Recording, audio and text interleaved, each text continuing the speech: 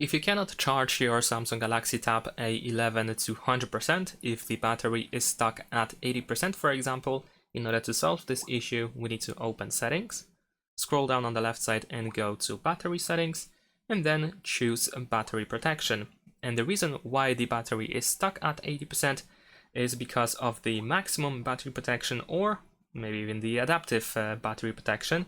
In the case of maximum battery protection, we can always set the limit, or the limit is always set, that's what I'm trying to say. You can set it to 80%, 85, 90 or 95%. So this can be the main reason why you cannot charge above 80%, for example.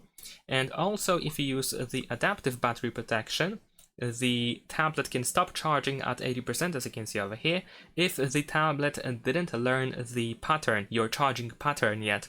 So this can be the reason why the battery is stuck at 80% as well. So generally speaking, in order to solve this issue, you can switch the battery protection to the basic one, and then you should be able to charge to 100%. Sometimes the battery can drop to 95%, but if that happens, then the tablet will start charging again back to 100%.